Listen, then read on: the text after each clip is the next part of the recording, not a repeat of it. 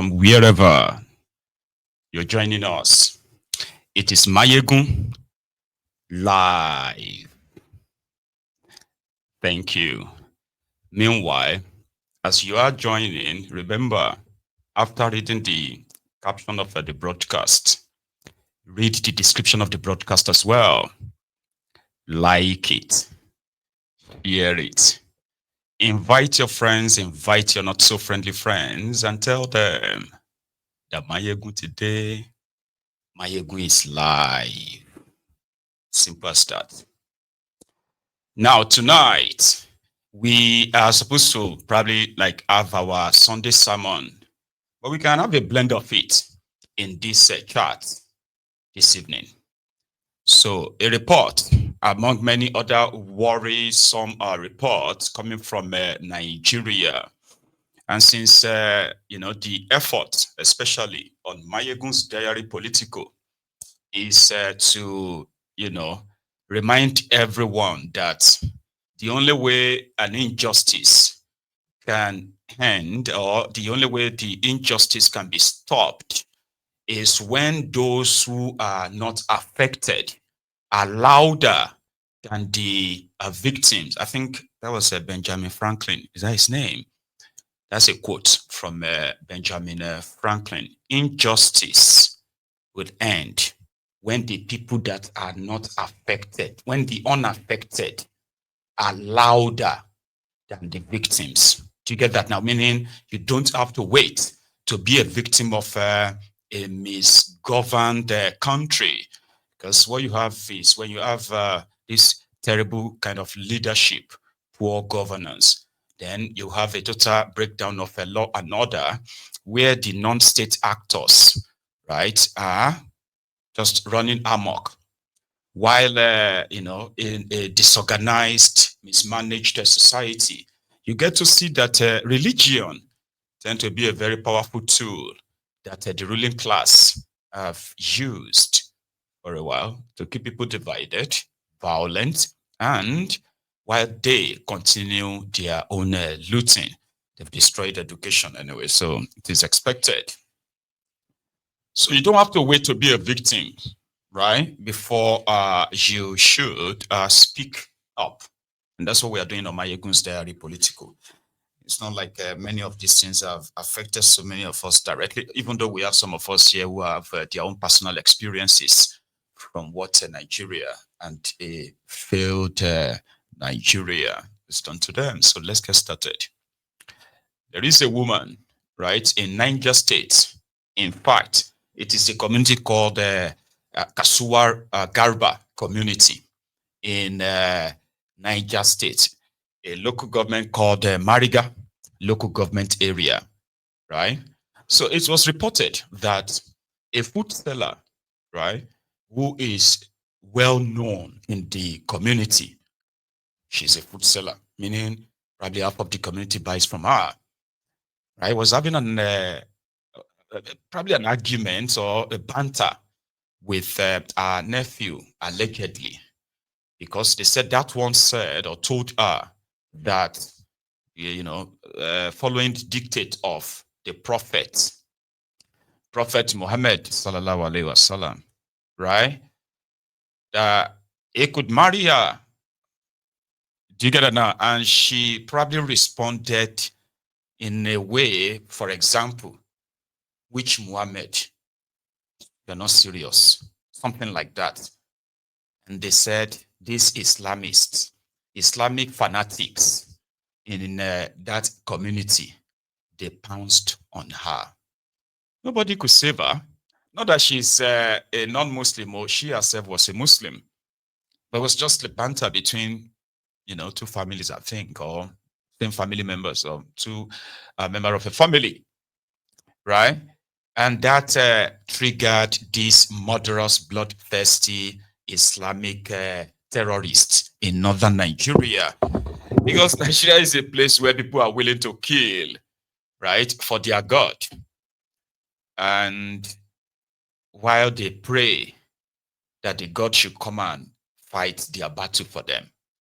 Unfortunately, it won't be the first time Northern Nigeria. When I say Northern Nigeria, I think we should always make it very clear. Areas where this extremism actually like flourishes in northern part of Nigeria are the areas we call the Islamic Sharia North.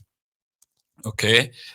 So about 2 years ago, or thereabouts, a young lady, right, called Deborah, had an altercation, like an exchange with our own classmates, okay, on a WhatsApp group that was meant for their class and their own school. So she told those who were extremists, of course, that she thought they were just our fellow students who were posting all of their Islamic this, Islamic that on what was supposed to be a platform set up to share, their notes, class notes, assignments, and every other information that has to do with their class. So she protested.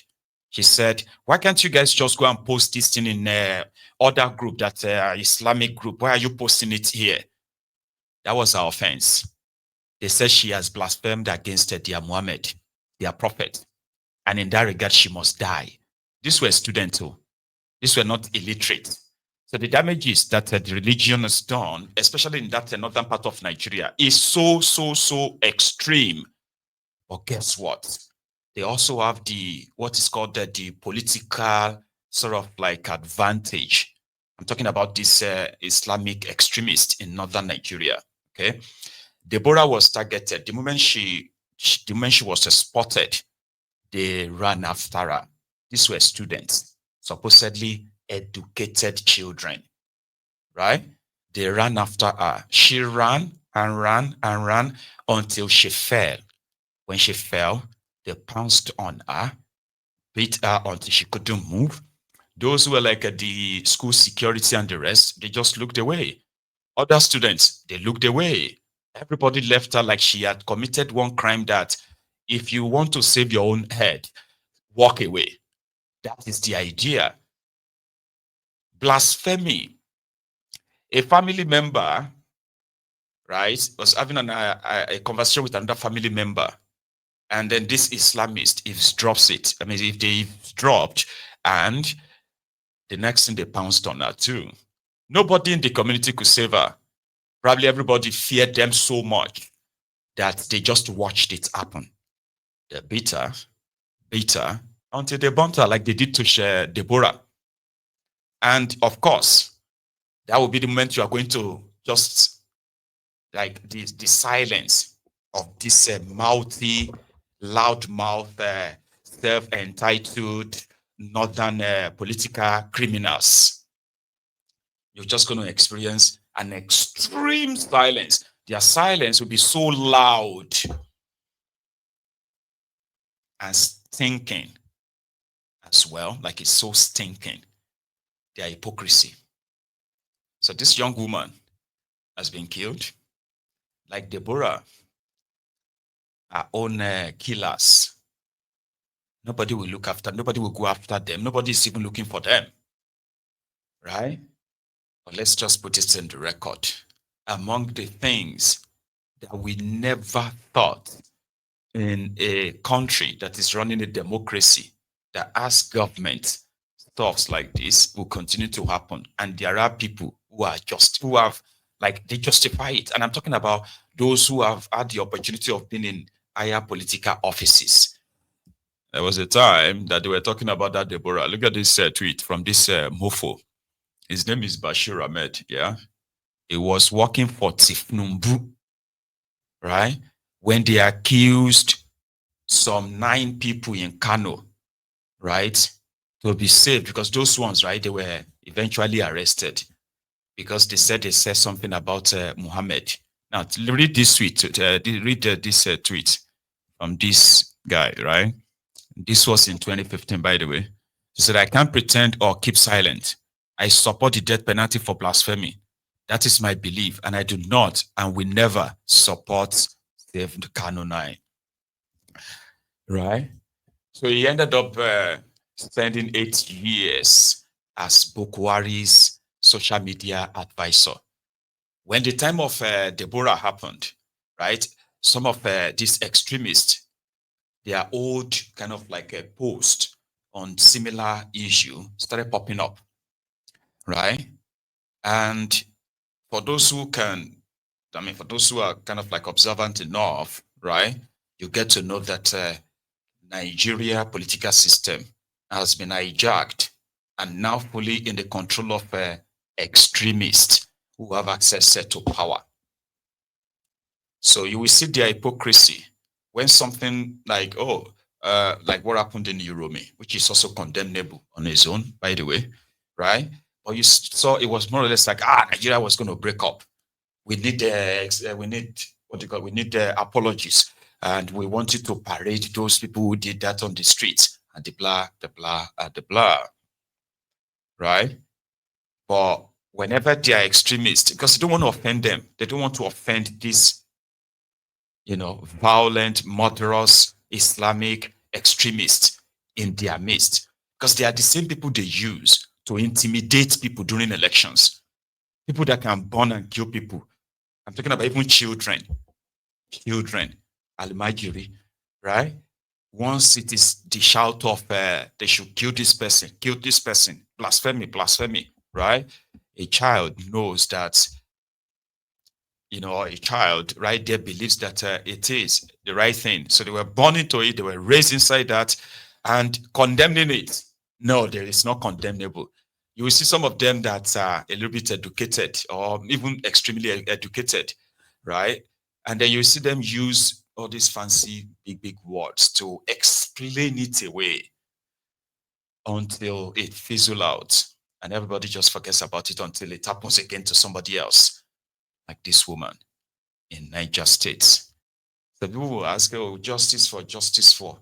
It is the society without justice. That is where you usually scream justice for every now and then, and you never get it. Nigeria. Remember that lady, Fina, I think that's her name. She has a sister, or had a sister now. She has a sister, right, that got crushed by the Dangote trucks. One of the Dangote trucks in Auchi, right? And then she lost her legs. Her sister, who was part of the BP Niger, BBN Niger or something. So she raised the alarm, demanded that Dangote should take care of, our sister's medical bills. She's been all over the place. Today, right? The young woman is dead. That's fine on the left. That's her sister on the right. And right now, Dangote, Dangote trucks, or now the Dangote company, they are sending their condolences. Nigeria can happen to anyone, anytime, anywhere, because it is what is expected of an unjust society. You shouldn't wait to be a victim before you speak out or speak up, because you may never have that chance of even like speaking up at that die minute when it's more or less like the end, sort of. So I don't know if we should be asking for justice for Foodseller in Niger, and then we start listening out to those who deserve justice, or you begin to actually go after the criminals who have now weaponized extremism for their political advantage, right? Now let's put that aside. Talking about the killings in Kaduna, right? In Kaduna, it was reported that just last week, when these Fulani terrorists invaded another community and they killed 7 people. And those people have been buried. They were buried yesterday. But that same yesterday, it was also reported that Kaduna Abuja Express Road, that mockery guy did a video and told you that it is so safe and all that nonsense, right? 4 people were also killed by these terrorists. Meanwhile, prior to that, and this was like about 9 or 10 days ago, in Katsina, they were picking dead bodies everywhere. Tinubu was in Japan, I think, at the time. Yeah, I think. It was in Nigeria. There is no word, not a single word from Tinubu is illegitimate regime, is court jesters. They just ignored it. And it's for a reason. They were discussing if those who are earning minimum wage of 70,000 naira, whether they will pay tax or they won't pay tax. Oh, no, you will pay. It's only on 40,000. The blah. 55 people slaughtered in Kasina by the same Fulani terrorists, extremists too. And the people they killed, Baba, they were killed inside mosque. They were Muslims too. Remember this guy was just saying something on that just recently. Yeah. All right. Thank you very much, Oji, for having me today. So what happened in Gidam Mantau was, as you mentioned, horrific. And the honest truth is that it's one of many, just one too many. About 100 of these terrorists rode into this village on their motorcycle at dawn and gunned down 32 worshippers in the mosque, praying their morning prayers. And then came out and gunned down 20-something more. As at today, we are told that the total death toll is about 55 villages.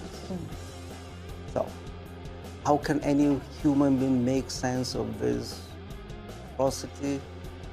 No one can. And we are pained, all of us. I am from Kaduna. There is nowhere in the world, and I've been around the world.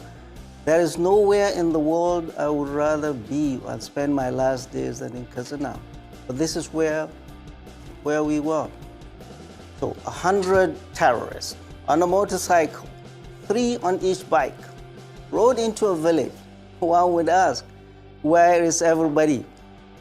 Where are the police? Where are the soldiers? Where are the community watch guard, the state vigilante? Nobody. And they put roadblocks in and out of the village. And they spent hours doing this dastardly act. And they carted a lot more into the forest. So how can any human being make sense of this? And nobody is taking responsibility. The primary responsibility of any government is to protect life and property. If they cannot do that, then that government has no need to be a government. It is not a government. So these people, and of course the state governor was on vacation. The deputy governor who was deputizing for him wrote a letter, an SOS letter to the president, who himself was in Japan and had not formally handed over to his vice president. So that Gidam Mantau and the whole of Kaduna state was left until the president came back. I mean, this was not only very sad, but a failure. We like it or not, there's no way of spinning it. Security agencies, the federal government, the state government failed the people of Gidam Mantau and the people of Kaduna. End of story. And the earlier we start making people take responsibility rather than reinforcing failures, the better. And I've said it repeatedly, the war and banditry can never be won on the battlefield. Can never be won on the battlefield. There is a definite role for the military, but there is never going to be a military solution to banditry. All the problems are local. Solutions must be found locally. Why did this good-for-nothing kids go and do this? What is the local issue? And I'm bringing this up because last week Sunday we in Kaduna indigenes here met in Abuja with chairmen of local governments, of 10 local governments in Kaduna. As we speak now, Kaduna State, Borno State is safer and more secure than Kaduna.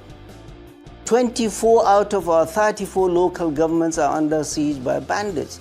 That is 70% of Kaduna. 70% of Kaduna.